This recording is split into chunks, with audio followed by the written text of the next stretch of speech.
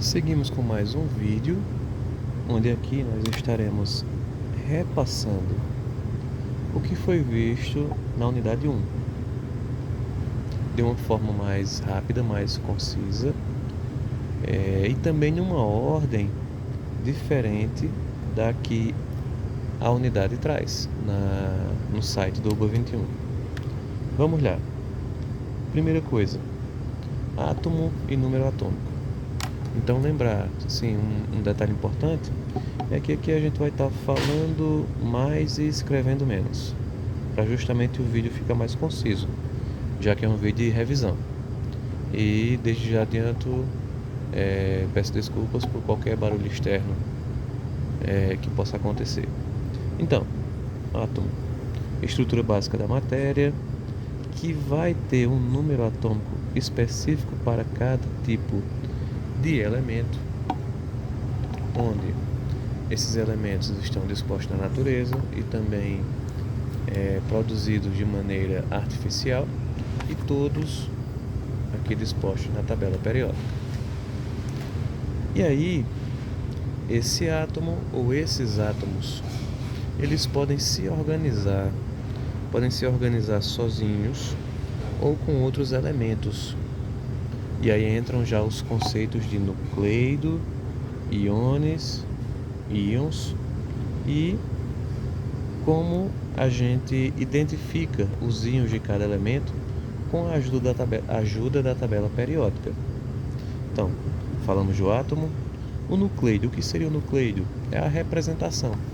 Exemplo, aqui eu costumo chamar que é a legenda da tabela, mas também é o nucleido.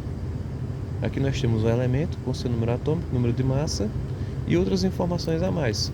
Só que, se eu pego o hidrogênio e digo que aqui está o seu número atômico, e vamos colocar aqui a massa dele, aqui nós já temos o nucleido.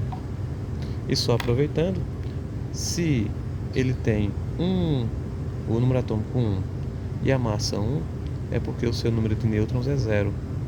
Entrando aí nos conceitos de números subatômicos. O que são os números subatômicos? São o número de prótons, elétrons, nêutrons e o número de massa, que segue uma regrinha. Então, um passo por vez, números subatômicos.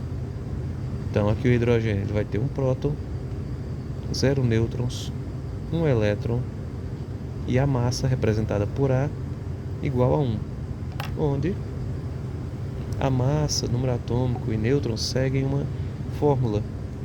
A é igual a Z mais N. Massa, número atômico, nêutrons. Muito importante aqui e cobrado em questões de prova. E aí seguimos falando dos íons. Como surgem os íons? Como é que o hidrogênio, aqui o elemento hidrogênio, onde tem o seu átomo com seus números subatômicos, ele pode também ser um íon. Ele vai ser um íon. Como? Quando ele precisar se ligar com alguém ou com ele mesmo. Como assim com alguém ou com ele mesmo? Porque a gente pode ter o hidrogênio na sua forma diatômica, 2 átomos de hidrogênio, como também a gente pode ter ele combinado com outros elementos. Aqui seria o gás hidrogênio. E aqui nós temos a famosa água, que é a combinação de hidrogênio com oxigênio. Mas como isso acontece? O hidrogênio ele se transforma na sua forma ionizada, o oxigênio também, reagem entre si para formar uma espécie química mais estável, uma espécie química que gaste menos energia possível. Como a gente vai saber que o hidrogênio, quando se liga com o oxigênio, vai ficar assim, H2O, que significa 2 átomos de hidrogênio, 1 átomo de oxigênio. Como a gente sabe disso? Tabela periódica. E aí a gente começa a falar dos conceitos da tabela periódica, que são as colunas, as linhas, as colunas ou grupos, as linhas ou períodos, as linhas horizontais, e aí os blocos. Vamos um passo por vez, de novo. Revisando, nucleido, Aí vem a tabela periódica como um todo, onde estão todos os elementos dispostos na natureza ou fabricados artificialmente. Na tabela vamos ter 18 linhas verticais. Tá aqui, 18 linhas. Vamos ter nesse bloco aqui superior 7 linhas horizontais, contando com essa aqui, que está o hidrogênio e o hélio. Vamos ter 2 linhas a mais aqui embaixo, mas que não se preocupem com ela, apenas saber que é o bloco F. Então, dentro da tabela como um todo, vou subir um pouco aqui. Dentro da tabela como um todo, nós temos, assim como está riscado de vermelho, os blocos: o bloco S, o bloco D. Desculpa, vamos na sequência mais didática. O bloco S, o bloco P, agora sim, o bloco D e o bloco F. Por que S, P, D e F? Então, resultante aí de estudos e nomenclaturas dos cientistas que adotaram essas letras, assim como outros que vamos falar hoje. Então, de novo, bloco S, bloco P, foco nesses 2 blocos, serão os mais trabalhados, bloco D, bloco F. Essas letras são, como a gente viu nos vídeos anteriores, são os subníveis. Então, cada átomo, ele é composto, voltando para cá, cada átomo é composto de níveis e subníveis, onde os níveis vão de 1 a 7 e os subníveis são as letras que acabamos de falar: S, P, D e F. Isso tudo estamos falando para poder entender melhor como chegamos aos íons. Voltamos para a tabela. Bloco S.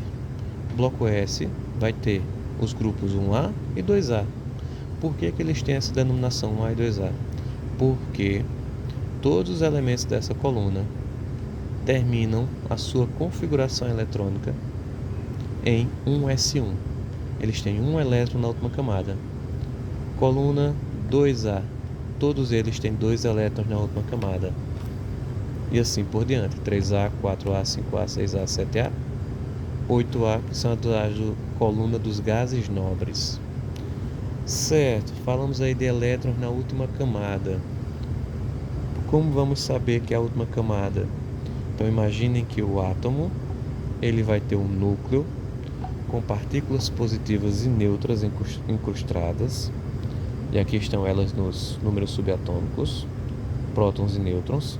Ao redor, órbitas circulares, onde estarão circulando os elétrons, também um número subatômico, que quando o átomo está na sua forma não carregada, o número de elétrons é igual ao de prótons. Quando o átomo se ioniza, ou seja, quando ele precisa fazer ligação com alguém, como por exemplo aqui a água, nós vamos ter hidrogênio e oxigênio reagindo dessa forma: H+, O2-. Por que isso? Porque, de acordo com todos os estudos envolvendo tabela periódica, configuração eletrônica e juntando também conceitos de uniões químicas, os átomos fazem isso para ficarem mais estáveis, gastando o mínimo de energia possível. E aí, voltamos para a tabela. O hidrogênio que está na família 1A, ele tem tendência a perder esse elétron para ficar estável. Na 2A, tende a perder os 2 elétrons. Seguindo, viram que eu não falei ainda desse aqui. Então, foco nos blocos S, bloco S e bloco P. Então, 3A vai perder 3 elétrons, com exceção do boro, que quer ganhar 3. 4A vai perder ou ganhar 4 elétrons. 5A vai ganhar 3. 6 ganha 2.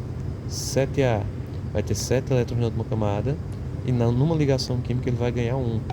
E essa aqui, que tem 8 elétrons na última camada, não precisa se ligar com ninguém nem se ionizar.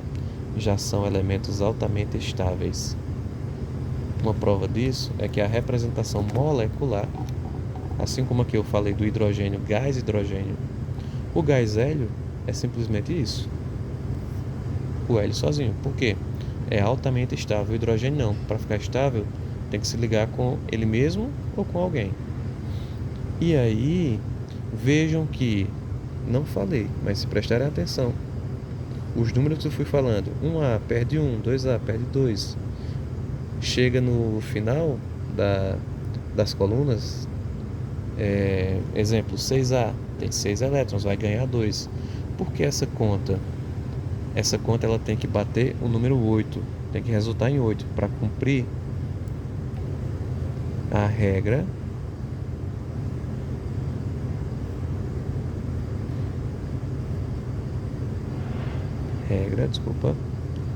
do octeto, onde um átomo se torna estável quando tem 8 elétrons na última camada. Então, por isso, mais uma vez, reforçando, por isso que um elemento da família 1A, ele tende a perder esse elétron. Por quê? Ele tem só um elétron. Para ficar mais estável, é mais fácil ele perder esse elétron do que ganhar 7. Enquanto que um elemento da família 6A, como oxigênio, ele tem 6 elétrons na última camada. É mais fácil, mais viável que ele ganhe 2 do que perder esses 6. Vai demandar muita energia para fazer isso, então é mais fácil ele ganhar 2. E aí, vamos seguindo. Falamos aqui dessa relação nucleide, íons e tabela periódica. Espero que tenha ficado claro, mas para reforçar mais uma vez, vamos aí com mais exemplos. Magnésio, muito utilizado. Vou focar nos mais comuns de serem cobrados. Magnésio está na família 2A, então na sua forma iônica ele vai ficar Mg2+. Como assim forma iônica? Na sua forma carregada, forma ionizada, tudo isso são sinônimos que podem aparecer nas provas. Alumínio está na 3A, de novo, estou focando nos que são mais utilizados. O alumínio na 3A, então quando ionizar ele vai ficar 3+, Al3+. Esses aqui são mais nas covalentes, então é um assunto para próxima unidade, não vou entrar em detalhes não. O carbono é muito utilizado para compostos com união covalente, e aí vocês vão entender nas próximas unidades como funciona melhor. Então focando aqui, nitrogênio, oxigênio, flúor, cloro, então são bem utilizados. Nitrogênio na 5A tende a ganhar 3, ou seja, na sua forma ionizada ele fica N3-. Oxigênio tende a ganhar 2, ionizado vai ficar O2-. Flúor, cloro, bromo, iodo, quando ionizados vão ficar com o -1 em cima.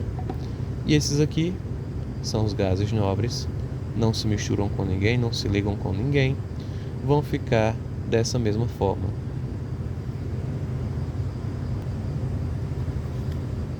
E aí seguimos. Lembrando, é um vídeo de revisão, então é mais curto e é também nessa forma aqui esquemática. Vejam que não foi um texto corrido, linha por linha. Então é uma forma mais esquemática de se estudar. Seguindo com estrutura atômica e configuração eletrônica. Só passar a página aqui. Estrutura atômica é o que a gente vem falando. Átomo com núcleo. De novo, repetição. Repetição é a chave do sucesso. Quanto mais a gente repetir, mais vai gravar. Núcleo com órbitas. Quem está no núcleo? Prótons e nêutrons. Quem está nas órbitas? Os elétrons. E aí, essa estrutura atômica, ela tem níveis, que são 7 no total, e subníveis, que subnivelas. Lembrando, falamos em português e escrevemos em espanhol. O que acontece? Tem-se uma regra das diagonais que junta ela junta esses dois conceitos, os níveis com os subníveis, que aí eu vou trazer para ganhar tempo um esquema prontinho. Tá aqui. Temos 7 níveis.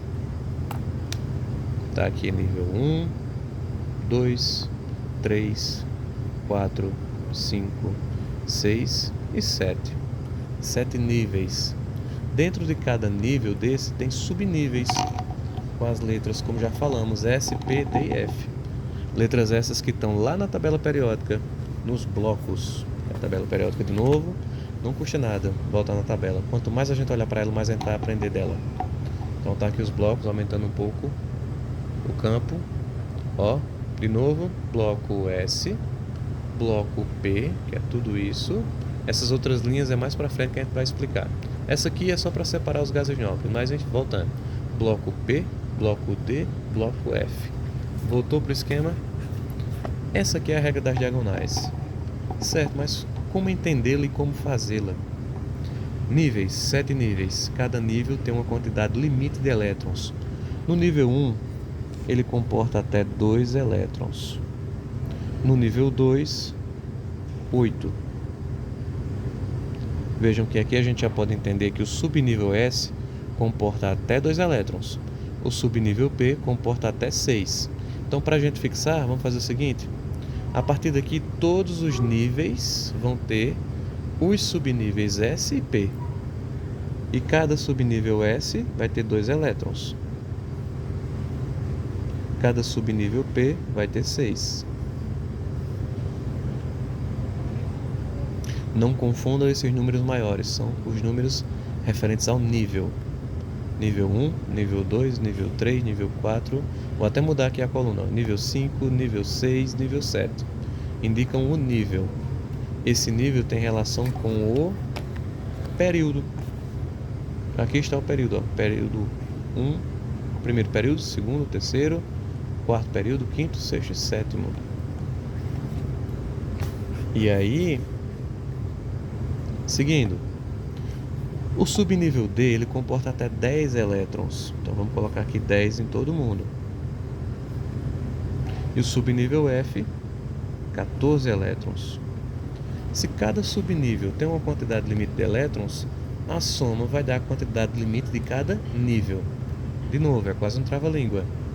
Cada subnível tem uma quantidade limite de elétrons. Somando os elétrons de cada subnível no mesmo nível, nos dá o total de elétrons por nível. No nível 1, 2 elétrons. No nível 2, 8 elétrons. Eu vou olhar para cá e para cá. No nível 3, 2 mais 6 mais 10, 18. Nível 4, 18 mais 14, 32. Nível 5, 32 também. Nível 6, 18. Nível 7, 8. Vejam que tem umas setas na diagonal. Justamente foi assim que foi construída a regra das diagonais. Na configuração eletrônica, de acordo com Linus Pauling, que juntou todos os conceitos que foram trabalhados antes por Bohr, Rutherford, por Aufbau, por Schrödinger, enfim, modelo orbital, ele juntou tudo isso nessa configuração e ficou completíssimo. Você vai começar por aqui, desce, chegou aqui, sobe de volta, desce, sobe de volta, desce, sobe de volta, e assim vai fazendo a sequência, que vai ficar um S2, tô aqui, desci, acabou, subo e começa de novo a descer, 2S2, desci, subi, continuei, 2P6, depois 3S2, 3P6, 4S2, 3G10, 4P6, 5S2 e assim sucessivamente. Então vamos colocar aqui alguns: 3S2, 3P6, 4S2. Tem que decorar isso aqui? É um caminho.